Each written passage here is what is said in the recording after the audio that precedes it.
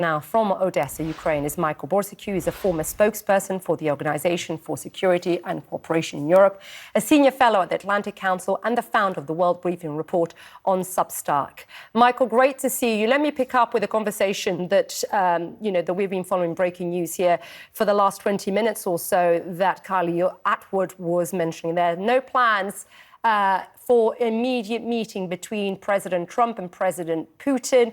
What do you make of that? I mean, the source telling us that Rubio and Lavrov had, quote, divergent expectations about a possible end to the war.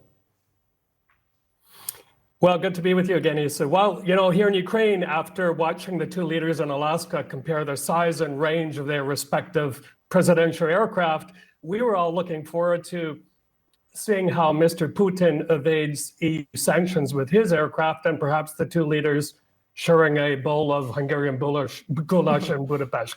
That isn't going to happen. And I think that will come as relief to the Ukrainians, because they see that as Kylie pointed out, it's Mr. Trump who can be manipulated to listen to Mr. Putin's side of the story. And also, Ukrainians had other fears. For example, there are pipelines here in Ukraine which are still being used to transfer Russian oil to Hungary and to Slovakia, that being reintroduced into the bargaining table. I think what we might see ahead is a diminished role of Mr. Trump. After all, he wants to be master of the art of the deal. He was looking forward to settling his ninth war. The center of gravity shifting more to this region, European leaders, but after seeing the central role of Mr. Erdogan of Turkey in the Gaza negotiations, maybe he'll step back into this one and we'll see more progress.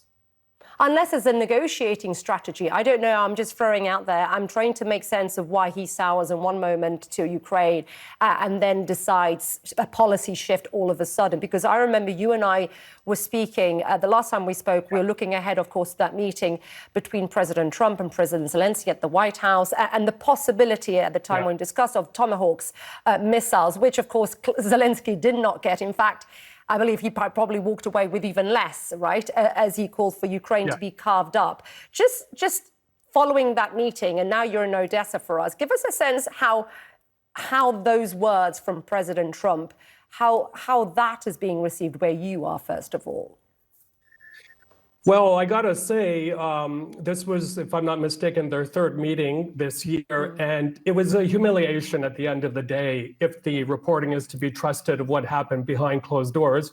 Mr. Zelensky was once again humiliated. So, and you're right, he wasn't given the Tomahawks and some other things, but he did walk away with what's still very, very important to everybody here in Ukraine, is the intelligence sharing, but also those Patriot missile defense systems, because without that, Ukraine is going to really, really suffer. Now, if you were to ask me what Mr. Zelensky should do next, I would say stop flying over the Atlantic, focus your energies on Europe, and there a couple of things could happen.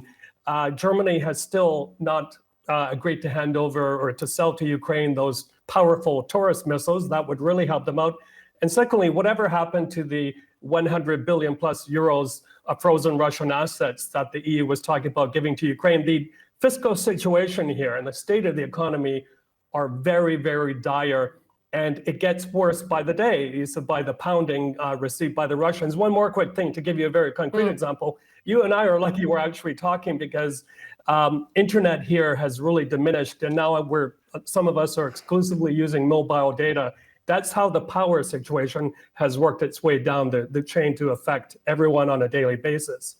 Yeah, and temperatures dropping in Ukraine. We've saw Chernihiv and Sumy being hit. But very quickly here, Zelensky turning to Europe, of course, you mentioned they put out a statement today, the 11 leaders, saying they're committed to the principle of the international borders, but very clear, saying the international borders, must not be changed by force. On the question of the money, this still depends on one country, right, in terms of Belgium allowing, being able for this to be lifted, right, unfrozen. That's correct. And the Belgian leader is very nervous about that. I think we talked about that last time. But, you and I have talked about this as well, I think the European leaders, statements are nice, but I think they have to actually act and act quickly, because I think the clock is ticking very loudly for Europe to act, because the longer they wait to deliver what they promised, and they should have delivered everything at the start of the war, the more territory Russia could seize, the more difficult Mr. Putin and his forces will make it on Ukrainians, especially through a winter that is forecast to be very, very cold and harsh. Michael, good to see you. I'm glad you were able to come up for us live there from Odesa. Thank you, Michael. Well,